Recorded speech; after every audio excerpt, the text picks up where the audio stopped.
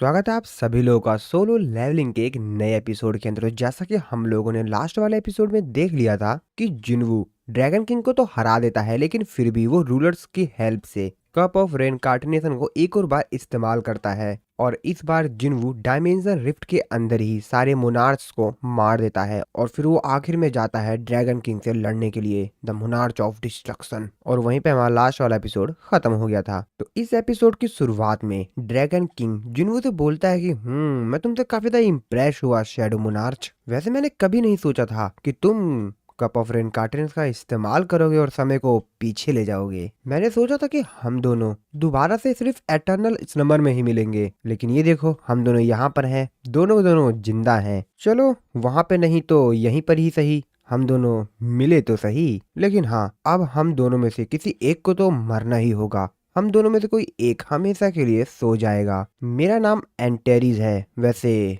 तुम्हारा नाम क्या है?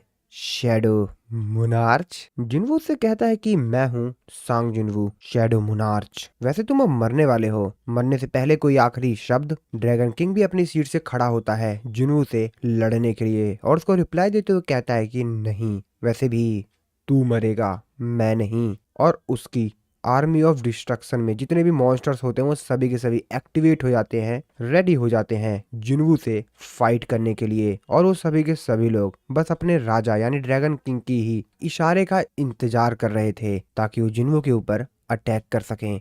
और फिर जिनवू और ड्रैगन किंग दोनों के दोनों काफी ज्यादा तेजी से एक दूसरे की तरफ बढ़ रहे होते हैं, एक दूसरे के ऊपर अटैक करने के लिए।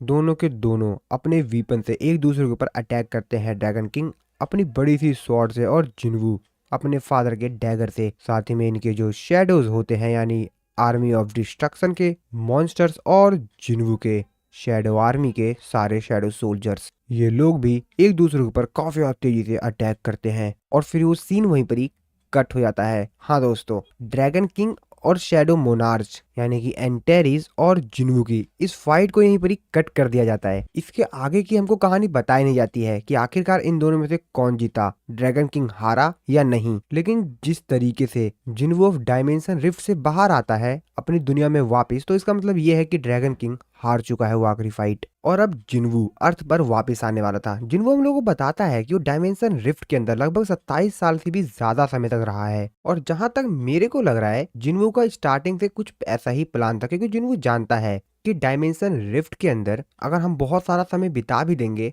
तब भी नॉर्मल दुनिया में बहुत ही ज्यादा कम समय बीता होता है। और शायद जिनवू इसीलिए डायमेंशन रिफ्ट के अंदर ही मोनार्च को हैंडल कर रहा था और अब समय आ गया था कि जिनवू अर्थ पर वापिस आए। जिनवू हम लोगों को बताता है कि मिसिस सेलनर जो कि अब बड़ी बड़ी भविष्यवाणी करती हैं, उनकी एक भविष्यवाणी पूरी अमेरिका में और पूरी दुनिया भर में बहुत ही ज्यादा तेजी से फैल रही है। उनका कहना था कि गॉड ऑफ डेथ हमारी दुनिया में जल्द ही आने वाले हैं। तो जैसा कि आप लोगों को मालूम ही है कि गॉड ऑफ डेथ एक्चुअल में कोई और नहीं जिनवू ही है, क्योंकि जिनवू के पास पावर ऑफ डेथ है। जिनवू आगे बताता है कि अगर ये बात किसी नॉर्मल इंसान ने कही होती तो शायद लोग इस चीज के ऊपर विश्वास करते भी नहीं, लेकिन जिस व्यक्ति ने ये बात बोली है उसकी बात को इस तरीके से इग्नोर नहीं किया जा सकता है। और जैसा कि ये बात यानी कि ये भविष्यवाणी मिसिस सेलनर के द्वारा की गई है तो ये कोई नॉर्मल बात है नहीं और इसीलिए ये एक बहुत बड़ा इशू बन चुका है। मिसिस सेलनर ने एक इंटरव्यू के दौरान सभी लोगों को बताया था कि गॉड ऑफ डेथ अपनी कॉलेजल आर्मी के साथ हमारी धरती पर आ रहे हैं।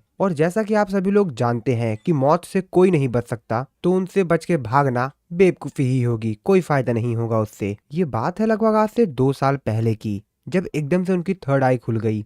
मिसिस सेलनर ने इससे पहले काफी सारे प्रिडिक्शंस की हैं, जैसा कि एक बार मिसिस सेलनर ने नॉर्थ कोरिया के डायरेक्टर की डेथ की प्रिडिक्शन की थी कि उसकी मौत एक एयरप्लेन हाईजैक में होगी जो कि टेररिस्ट के द्वारा किया जाएगा और स्टॉक मार्केट क्रैश हो जाएगी। तब से लेकर अब तक उन्होंने बहुत सारी भविष्यवाणी की है, काफी सारे प्रिडिक्शंस की हैं। तो अपने प्रिडिक्शन के साथ साथ एकदम एक्यूरेट टाइम और समय भी बताती हैं और इसी वजह से वो हरदम कंट्रोवर्सी में ही रहती हैं, लेकिन उनकी प्रिडिक्शंस कभी भी गलत नहीं गई और इसीलिए लोग उनके प्रिडिक्शंस के ऊपर विश्वास करते हैं और सभी लोगों को उनकी एक भविष्यवाणी ने पूरी तरीके से शॉक्ड कर दिया, हैरान कर दिया, जब उन्होंने बताया कि ये दुनिया खत्म होने वाली है। और इस बात को सुनने के बाद सभी लोग काफी ज्यादा हैरान थे। और फिर अगले दिन कुछ होता भी वैसा ही है। सियोल के आसमान के ऊपर एक बहुत बड़ा ब्लैक होल, जो कि इतना ज्यादा बड़ा था कि पूरे के पूरे आसमान को ही कवर अप कर ले, पूरे आसमान को ही अपने अंदर समा ले, इतना बड़ा ब्लैक होल ओपन होता है। और इसके बाद तो मिसिस सेलनर की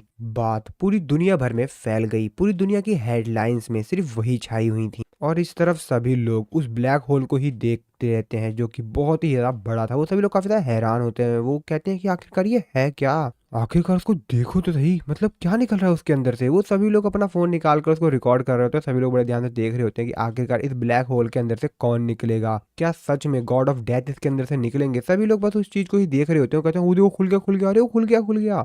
सभी लोग काफी ज्यादा चिल्ला रहे होते हैं कि अब क्या होगा क्या होगा। सभी लोग काफी ज्यादा हैरानी से बस उसी तरफ देख रहे होते हैं। लेकिन उसके अंदर से कुछ निकलता ही नहीं है। वो लोग कहते हैं कि चल क्या रहा है, इतनी देर हो गई इसको खुले हुए, कोई निकल ही नहीं रहा इसके अंदर से। हाँ, ब्लैक होल तो ओपन हो गया है, लेकिन इसके अंदर से कुछ आ क्यों नहीं रहा है। सभी लोग काफी ज्यादा हैरान होते हैं। वो लोग तो इंतजार कर रहे होते हैं कि इसमें से कुछ निकले, लेकिन हम लोगों के पीछे किसी को देखते हैं तो एक्चुअल में ये कोई और नहीं, जिन्वू ही था, जो कि असल में इस ब्लैक होल के अंदर से निकला था। लेकिन इन लोगों को तो दिखाई ही नहीं दिया। जिन्वू चुपचाप से उन लोगों को बिना बताए वहां से पीछे से निकल रहा होता है। लोग तो बस उस ब्लैक होल को ही देख रहे होते हैं कि उसके अंदर से कोई निकलेगा, लेकिन असल में जिन्वू तो उसके अंदर से निकल चुका है और लोगों को तो उसकी मालूम भी नहीं है। और जब जिन्वू वहां से जा रहा होता है कि तभी वहां पर कोई एक फूलों का गुलदस्ता लेकर उसका वेट कर रहा होता है। तो फाइनली आप आ गए वापस मिस्टर जिन्वू, कॉन्ग्रेचुलेसन, आप सेफली अर्थ पर वापस आ गए। और वैसे मैं आपको कहूँ मिस्टर जिन्वू या शैडो मोनार्च, वो जिन्वू को फूलों का गुलदस्ता देते हुए कहता है कि वैसे मैंने ये कभी भी सोचा नहीं था कि आप एक छोटे बच्चे की तरह बाहर निकलेंगे। जिसपे जिन्वू से कहता है कि तुम्हें क्या लगता है, मैं अपनी बड़ी हुई दाढ़ी लेके बाहर निकलता या बड़े होकर? लोग यहाँ पर मेरे को देखकर काफी ज्यादा हैरान हो जाते। सभी लोग तो अभी भी उस गेट में से किसी के निकलने का इंतजार कर रहे थे, लेकिन उन लोगों को क्या ही मालूम कि जिसको इस ब्लैक होल के अंदर से निकलना था वो तो कब का निकल चुका है। जिसपे जिन्वू उस इंसान को थैंक्स बोलते हुए कहता है कि मेरे को काफी अच्छा लगा कि कम से कम एक इंसान तो है जो कि मेरे वापस आने पर मेरा स्वागत कर रहा है।